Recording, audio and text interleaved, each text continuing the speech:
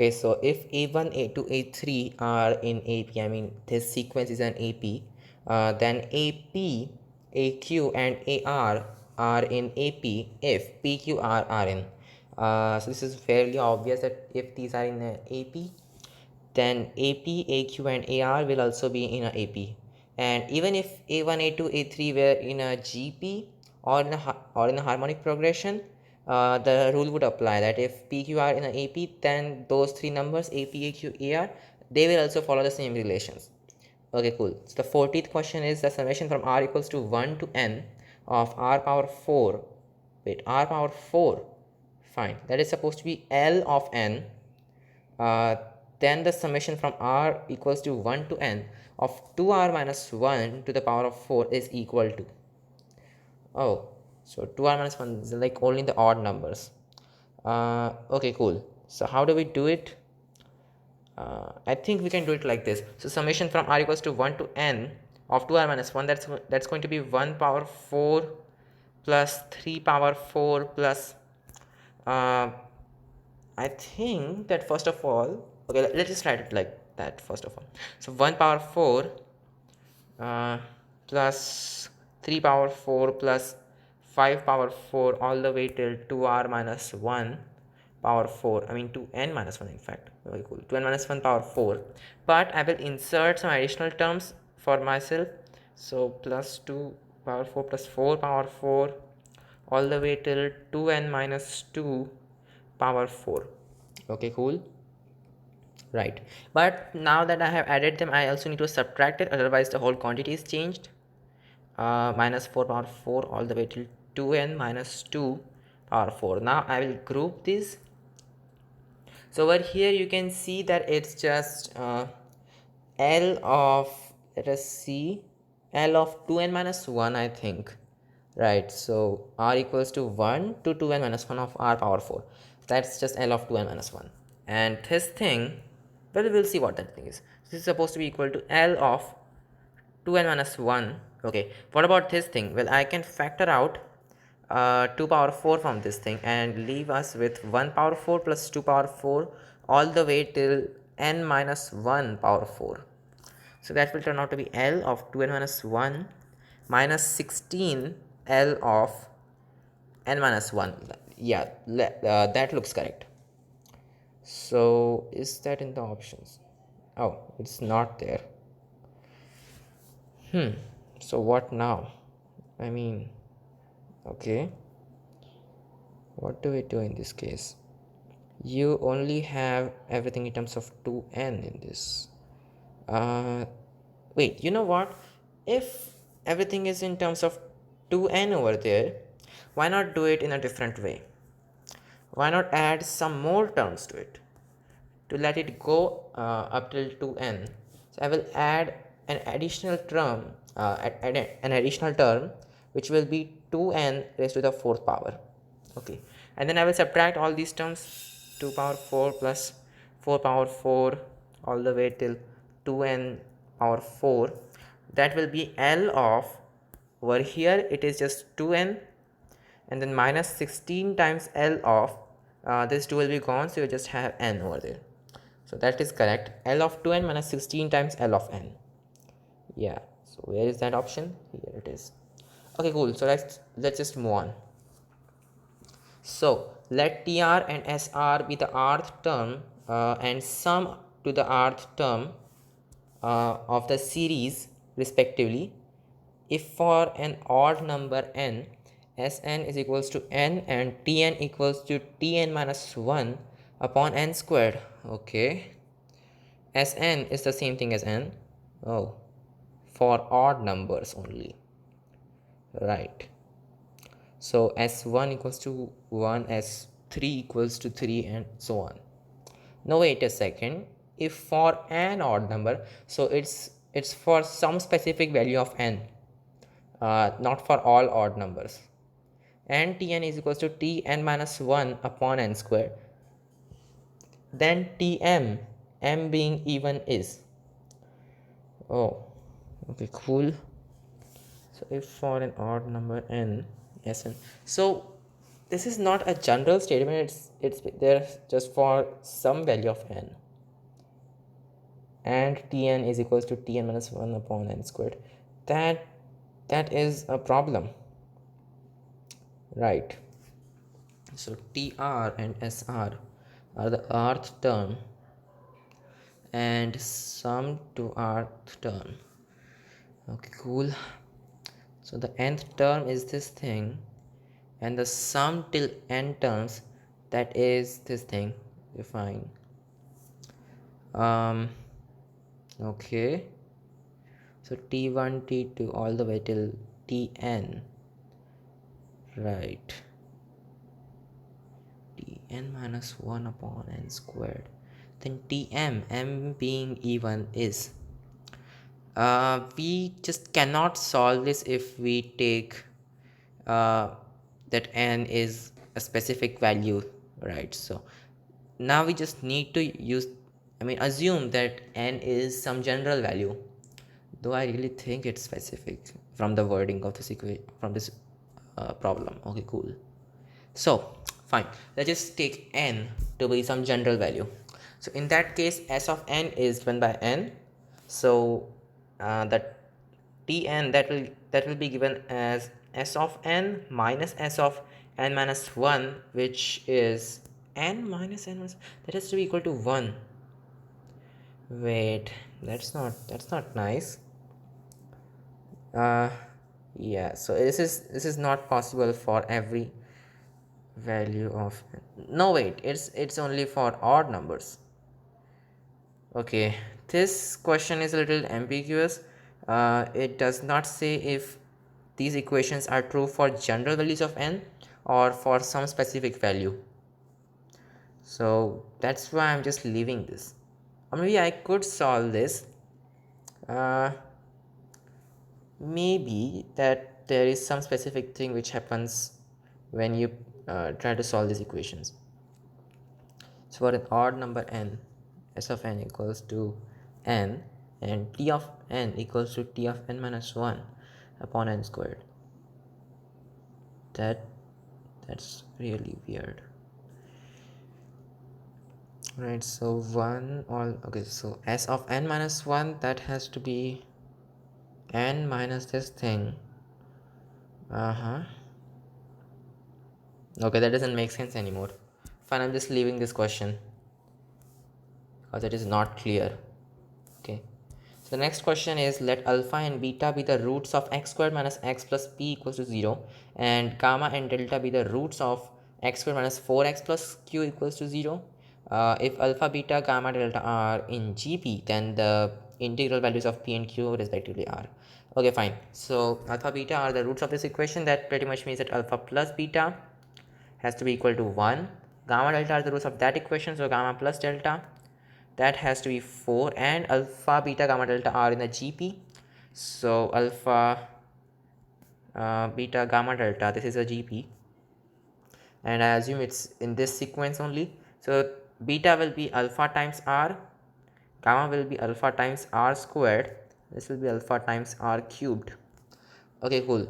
So now what? Alpha plus beta equals to 1, that gives me alpha into 1 plus r equals to 1, and then this thing gives me alpha r squared into 1 plus r is equal to 4, but we know that this thing is just 1, so alpha r squared, that has to be equal to 4.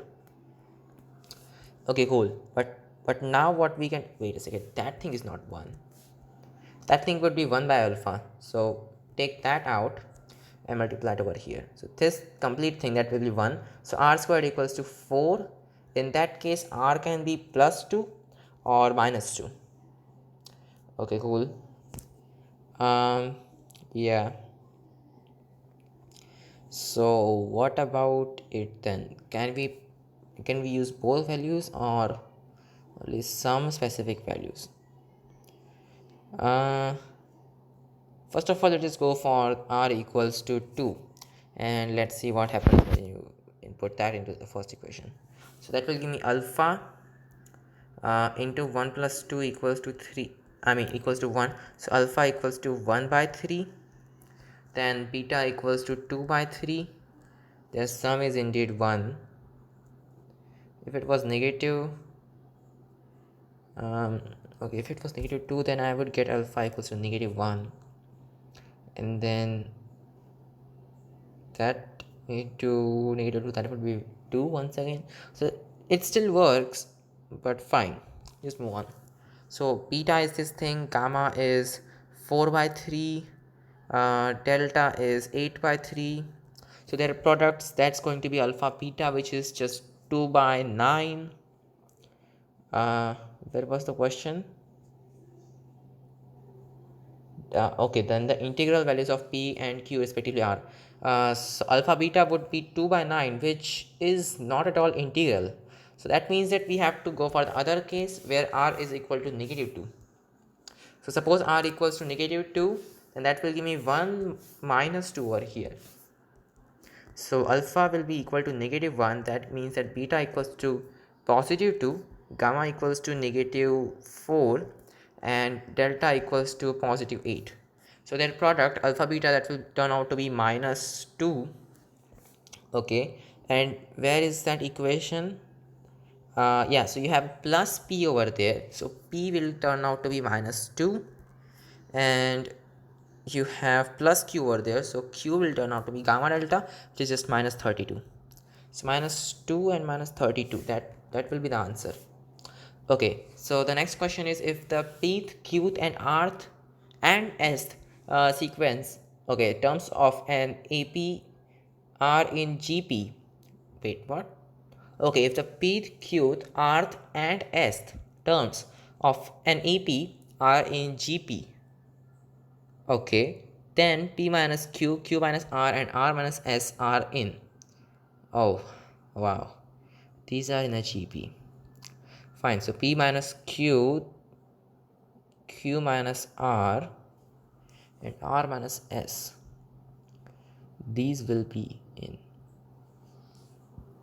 That's like the difference over there. Wait a second. P minus Q times the difference. That will be the same thing as A sub P minus A sub Q. Wait. Maybe I can do something with that. So let's see. I think these might turn out to be in a GP after all. So AP, AQ, AR and AS are in a GP. So this has to be something like, I don't know, A, and that has to be AR, that has to be AR squared, that has to be, I mean, call this capital R maybe, because small r got used up, and AR cubed. Okay, fine. And then P minus Q, that is 1 by d of P minus Q into d, which is the same thing as AP minus AQ, which is 1 upon d into, well, what's that thing? So AP minus AQ is just A minus AR, which is A upon d into 1 minus R. Okay, cool. And then suppose you have Q minus R over there, right? Q minus R, then this will turn out to be Q minus R. This is completely gone over there. Oh wait, what happened? I don't know. So this will turn out to be AQ minus AR, but that's just AR minus AR squared. So this will be like AR common, and then you once again have 1 minus R. So you can pretty much see that this time it just got multiplied by an extra R over there, and in the next term, which will be R minus S, it will once again get multiplied by an extra R and will become R squared, because over here you got R squared common. So yeah, these will be in a GP as we expected. Okay, so let's move on. If the ratio of the sum to n terms of two APs are in, okay, is 5n plus 3 is to 3n plus 4, then the ratio of their 17th terms is, right? Okay, cool. So it's a 17th term. Okay, so what is a sum to n terms of those two APs? So that will be like n by 2 into 2a1 minus d1 plus n into d1, okay, upon n by 2 into, wait, maybe I should write it as n minus 1 into d1 plus n minus 1 into d1, and then this will be 2a2 plus n minus 1 into d2. That is given by 5n plus 3 upon 3n plus 4. This cancels, fine. So from there I can write it as a1 plus n minus 1 upon 2 into d1 upon a2 plus n minus 1 upon 2 into d2 is equals to 5n plus 3 upon 3n plus 1. And now that because we want to find the ratio of their 17th term, what we can do is that we can say that n minus 1 upon 2 should be equal to 16 in that case. That will give me n is equal to, you got 32 over there, so that will be 33.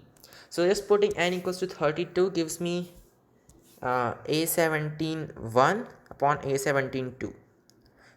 Okay, so now just put 33 over there. So 5 times 33, that will turn out to be 1515 is 165. So 165 plus 3 is just 168 upon 99 plus 4, which is 103.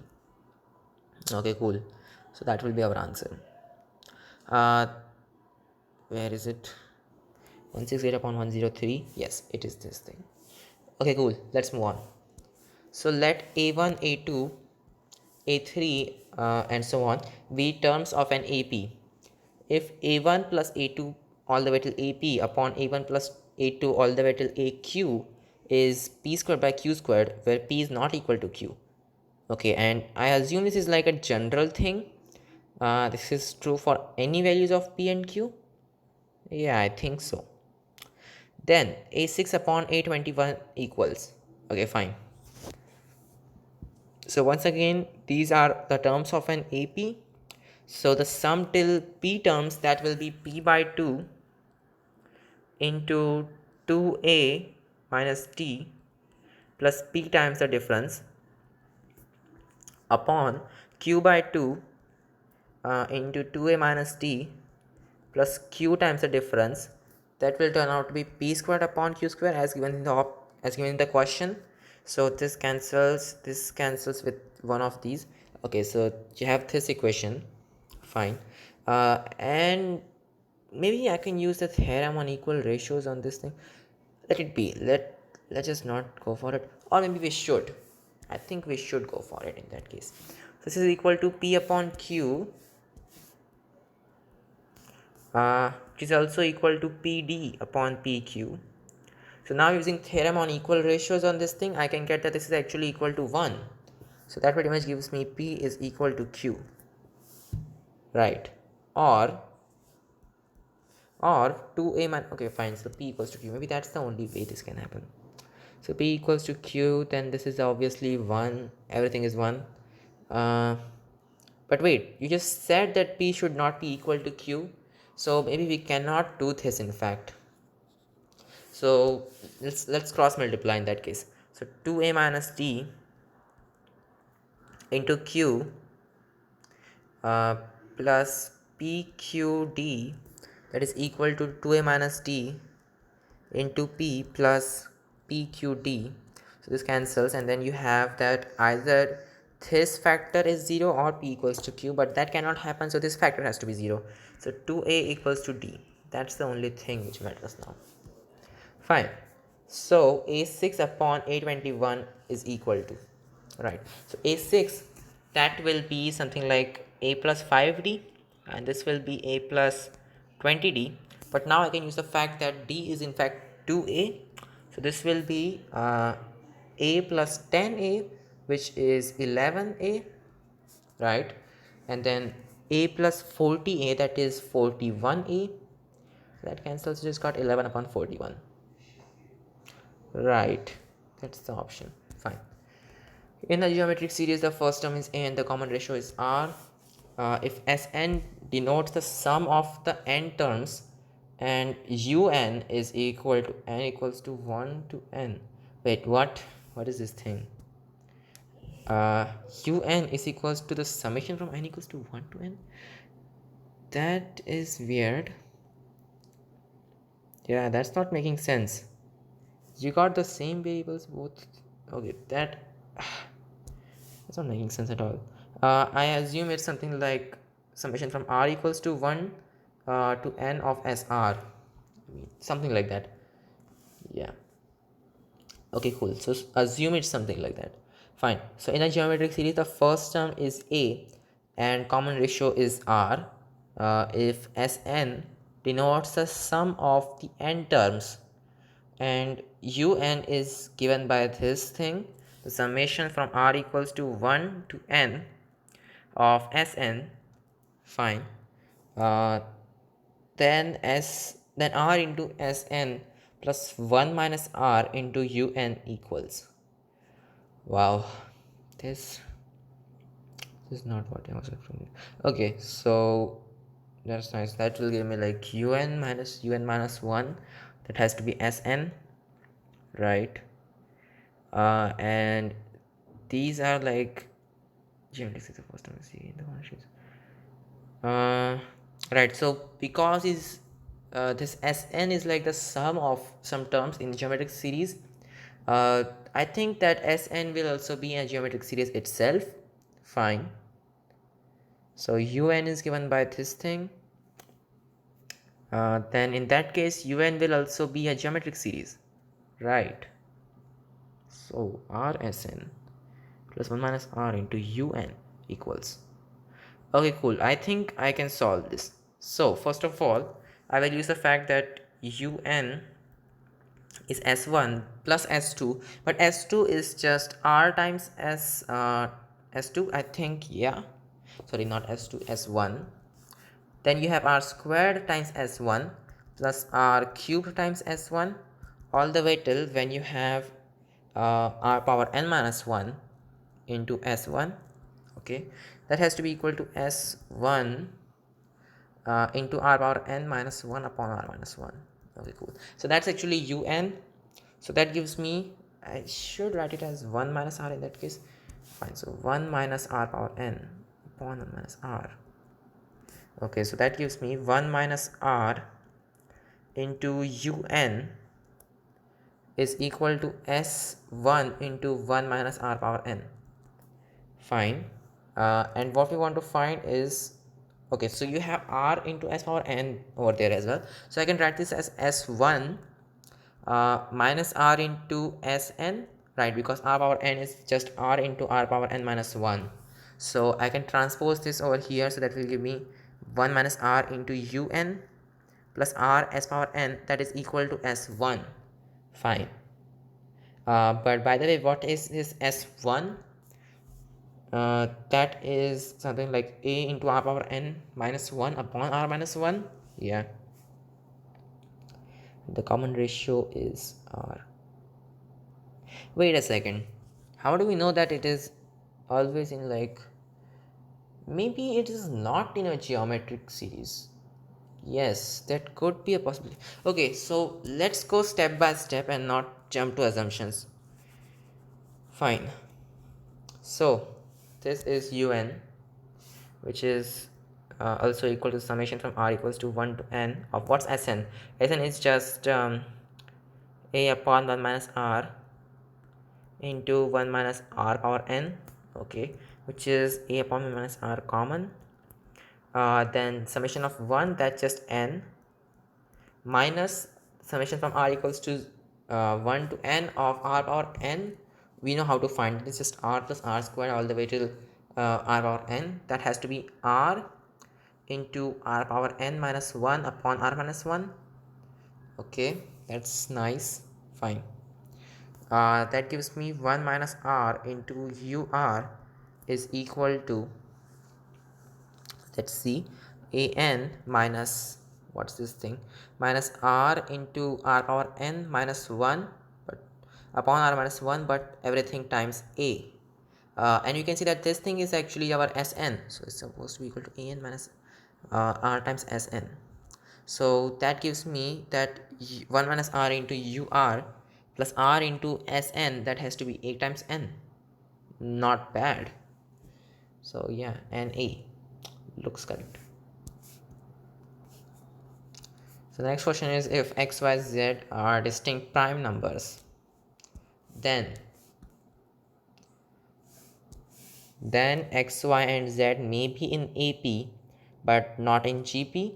X, Y, Z can neither be in AP nor in GP. X, Y, Z may be in GP but not in AP.